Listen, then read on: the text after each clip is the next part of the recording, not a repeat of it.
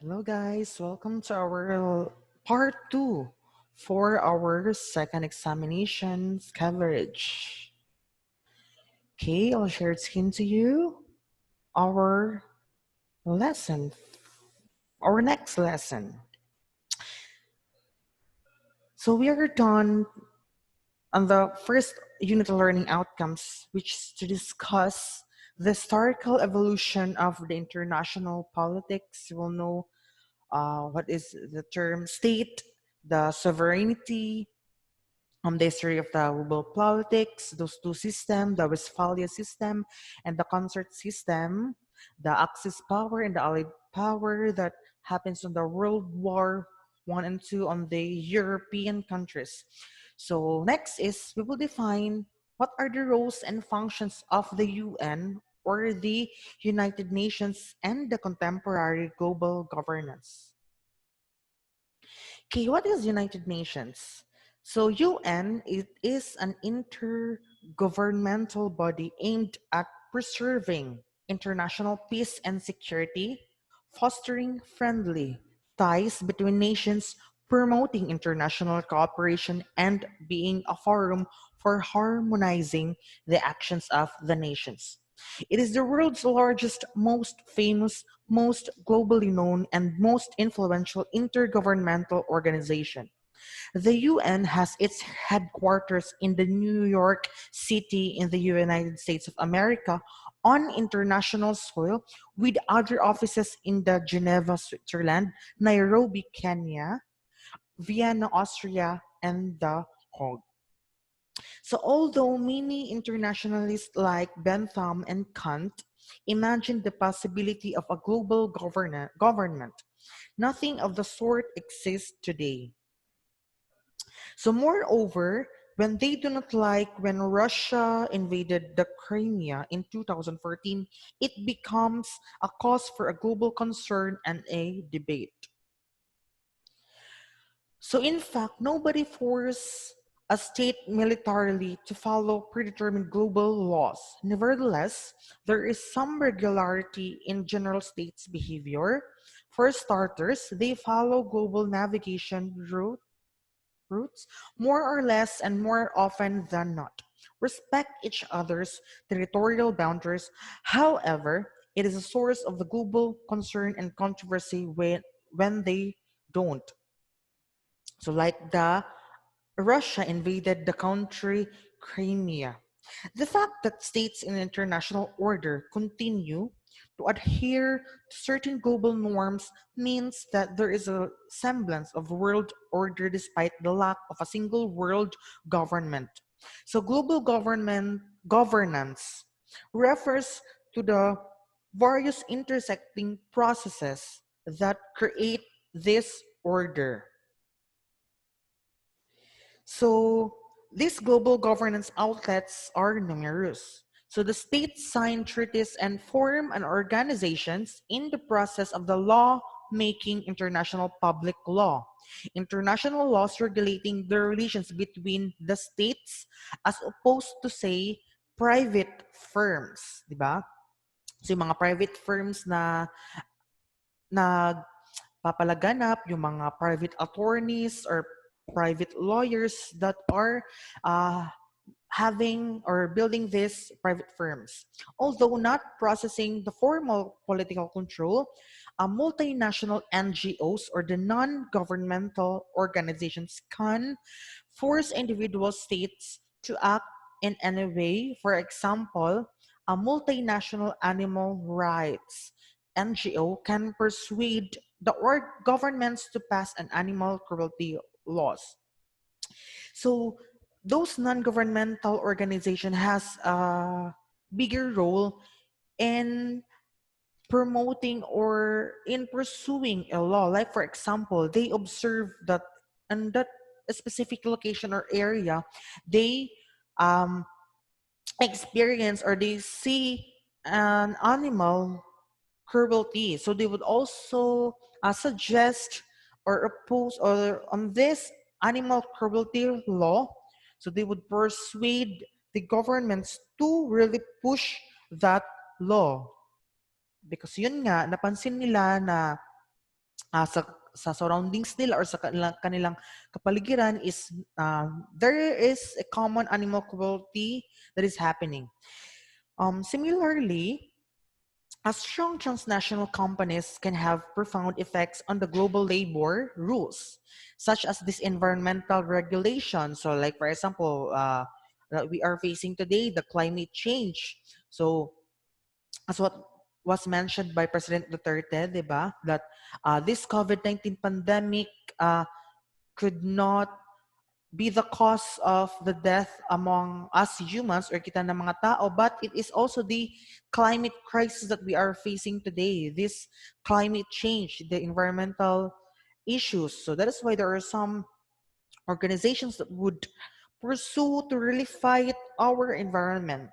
Also, the trade policies, di ba, yung mga barter trade, yung pag-export or import ng different goods and services from any other countries because ngayon, di ba, because of this COVID-19 pandemic, it is very limited na mag-go abroad, mag-fly, using airplanes, because it could also spread this virus on that scenario, and etc. Even ideas such as the need for the global democracy or the clamor for this good governance can influence the ways of the international actors behave. I no, sorry. That is the first part for the presentation pala. For the another part is this one. You share. I'll show you the PDF file of this part 2. So the UN, so yan siya. So another example of this organization is the ILO or the IO rather, the international organizations. So these international organizations was referred to the groups like the United Nations or the institutions like the IMF or the International Monetary Fund and the World Bank. Although these international NGOs are sometimes considered as the IOs, the term is commonly used to refer to international intergovernmental organizations or groups that are primarily made up of a member states. So these international organizations is an organization between members of its states of its different country. So many scholars believe that IOs were just venues where the contradicting but sometimes intersecting the agendas of countries were discussed no more than the talk shops. So in lesson 2, we discussed about the International Monetary Fund, right? That is one of the best example of this globalization. It was able to promote a particular form of economic orthodoxy that stemmed mainly from the beliefs of its professional economy. So this IMF is also a best example on the international organizations or the IOs. So it has uh, following powers of the IO. So first is international organizations have the power of classification because these IOs can invent and apply categories. They create a powerful good global standards. For example, it is the UN High Commissioner for the Refugees or the UNHCR. So yan yung example na it has a power of classification. Second, IOs have the power to fix meanings. It is a broader function related to the first various terms like the security or the development, diba, according from the UN, that need to be defined.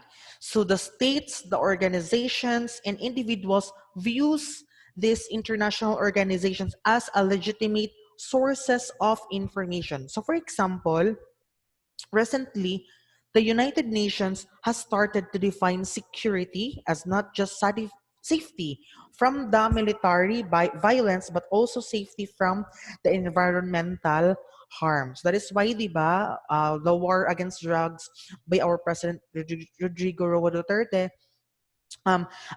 some human rights activists from the UN are flying here in our country to really fight about the human rights because those criminals should give another chance to live in our world, even though they are on the jail. So, yun siya, di ba? Unlike on this um, war against drugs that President Duterte are just killing them, yes, to stop or to prevent those kind of people. Finally, the IOs have the power to diffuse norms. So norms are accepted codes of the conduct that may not be strict law, but nevertheless produce regularity in the behavior. So it may also spread the ideas across the world, thereby establishing the global standards. So their power to diffuse norms stems from the fact that international organizations are staffed with independent bureaucracies who are considered experts in some various fields. So, for example, the World Bank economists come to be regarded as experts in the development and thus carry some form of the authority. So, yun siya, di ba, aside from the UN, this World Bank, those economists working on the World Bank could be regarded as experts in the development. Even though they are a lot of money, they would say that they are developing, they have this growth and development in their economy. But um, there are some instances that these IOs are could really power to diffuse the norms of that scenario. So again, the powers of the IOs are first, they have the powers of the classification. And then the second one is really to um, have the power to fix meanings. And then finally, IOs have the powers to diffuse norms. So those are the following powers of the international organizations. Okay, United Nations. So the main headquarters are in the New York. So the UN, after the collapse of the League of the Nations of the end of the World War II, the countries that worried about the natural global war began to push for the formation of a more lasting international league. So the result was the creation of this United Nation. So the UN is divided into five active organs. So the first one is the GA or the General Assembly. So ito yung first organ ng United Nations. So the UN's main deliberative policymaking and the representative organ or the legislative body. So according to the UN Charter, the decisions on important questions such as those on a peace and security, admission of the new members, and the budgetary matters require two-thirds majority of the General Assembly. So annually or every year, the General Assembly elects the GA president to serve as a one-year term of office. So all member states, a total of 193 states or member states, have seats in the GA. But in the Philippines, it played a leading role in the early years of the GA when a Filipino diplomat, Carlos P. Romulo, was elected as a GA president from 1949 to 1950.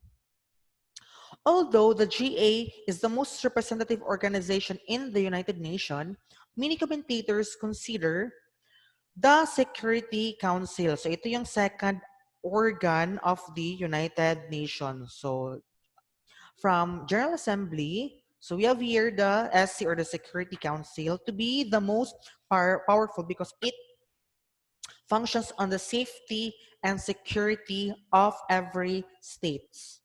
So according to the UN, this body consists of 15 member states only, unlike sa GA na marami siya na 193 yung meron.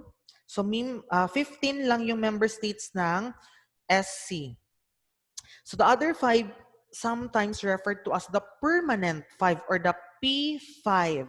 So we have here the China, the France, the Russia, the United Kingdom, and the United States. So those are the permanent five on the Security Council. So those bigger countries has a big impact or a greater role in the Security Council in the UN. Okay, the third one, active organ, is the Economic and the Social Council or the ECOSOC, which is the principal body for the coordination and on the social and environmental issues from the word Economic and Social Council. So they are the one that coordinates having this policy review, the policy dialogue, and the recommendation on the social environmental issues. So one of this modern age, or this modern world, the 21st century age, is this Economic and Social Council. So I have watched the documentary film on Netflix entitled The Social Dilemma. So it discusses or it points out about the modern world that we are facing today, the social media, di ba? Just like for example, the Facebook, Twitter, Instagram, or any other form of social media that focuses on the technology. So there are some cases that every people are engaging on this social media, di ba? Our brain are paying attention on the Facebook. So after we upload our picture, so we are always looking if how many likes na yung picture, if ilan na yung nag-react sa picture natin or nag-like, or they have good comments ba or bad comments. If bad comments is with ma-down ta, di ba? So if na yung mga mag-bash sa tua, si Ana. So this social dilemma or this modern world could be a benefit of this United Nations, of this economic and social councils, because there are some teenagers or youth this are having this problem of their mental health. Also with me, I experienced that one because of this quarantine or this lockdown, this trying times, di ba, of this COVID-19 pandemic. So we have a lot of time to really engaging on the technology because of this online class and siya, di ba? Okay, the fourth one is the International Court of Justice. So that is the fourth organ in the UN, whose task is to settle in accordance with international law legal disputes submitted to it by the states and to give advisory opinion referred to it by authorized United Nations organs and specialized agencies. So ito International Court of Justice, from the word justice, it gives um human rights also to in other people. So that is also another organ of the United Nations that every human should be equal, di ba? One of the current issues that we are facing today about gender equality, gender bias, the Black Lives Matter, our gender, I call this one, our race, our true identity, di ba? So it should be discussed, or there should be a platform to give justice to every people or every humans, because we are still humans. We are equal in the face of our God or our Lord, di ba? So yun siya. And then lastly, finally, the last organ is the Secretariat, consists of the Secretary General and the tens of thousands of the international United Nations staff members who carry out of the day-to-day work of the UN as mandated by the General Assembly and the organization's other principal organs. And as such, it is bureaucracy of the UN serving as a kind of the international civil service. Okay, what are the challenges facing by the United Nations or the UN? So, for example, the United Nations Council of the Human Rights can send special rapporteurs to countries where alleged human rights violations are occurring. So just like what happened here in our countries, the war against drugs, diba? There is some people coming from the United Nations are preventing our government or President Duterte's administration because of those criminals or those people who are engaging on drugs. But there is some point that it should be really stopped or prevented, di ba? Na kailangan talaga siya na sukuin yung mga illegal recruiter o yung mga tao na mga nalulong sa mga droga kasi they are the one who are really facing are those first criminals or committing those crimes. However, perhaps the biggest challenge of the UN is related to the issues of the security, so yun siya, the safety and security among people. As mentioned in the UN Security Council, is tasked with authorizing international acts of the military intervention because of the P5's veto power. So yung permanent 5. It is though a tough for the Council to release a formal resolution, much more implement it.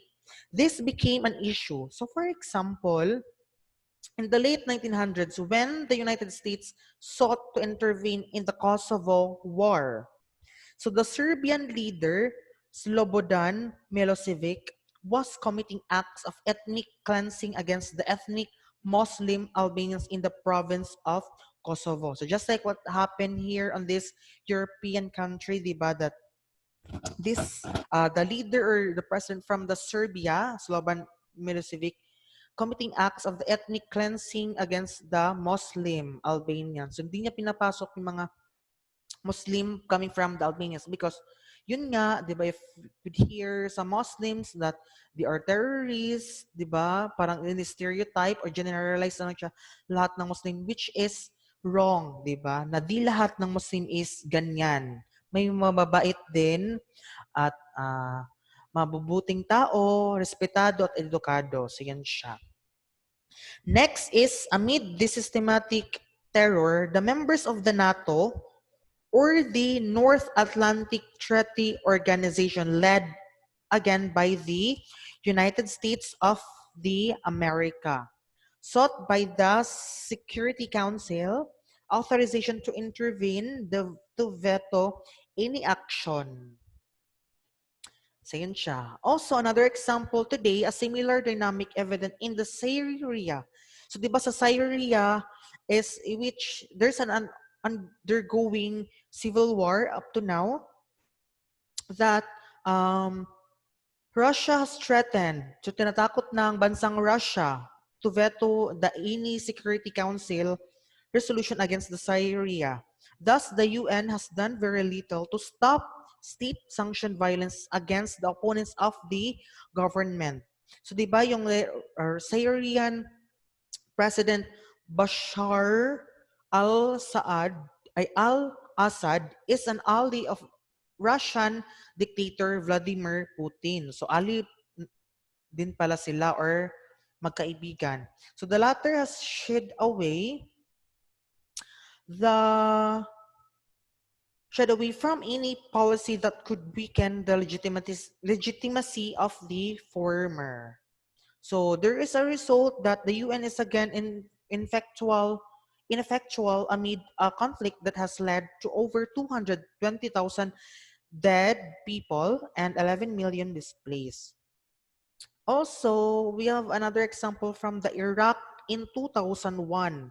So when the US sought to invade the Iraq, it claimed that Iraq Saddam Hussein had weapons of the mass destruction that threatened the world. However, the UN members Russia, China, France, so yung mga permanent 5, were unconvinced that and vetoed the UN resolution for intervention, forcing the United States to lead a small coalition of the willing with its allies. It has since been discovered that there were no weapons of a mass destruction, and the invasion of the Iraq has caused problems for the country and the region that last until today. So wala pa lang massive destruction na mga weapon na dala-dala si Saddam Hussein from the Iraq.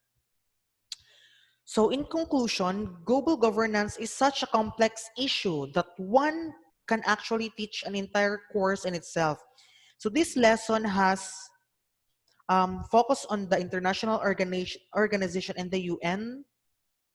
So the IOs or the international organization are highlighted because they are the most visible symbol of a global governance. So there is a cooperation or unity among the different states, while the UN is closest to a world government. So siya din yung nakadirekta na nagtuturo or yu- ah, nagbibigay ng security, General Assembly, yun siya, di ba? So on and so forth. So I think that's a wrap for our part two for the topic of, or for the coverage of our second examination. So I hope you learned something and thank you guys. Have a good day.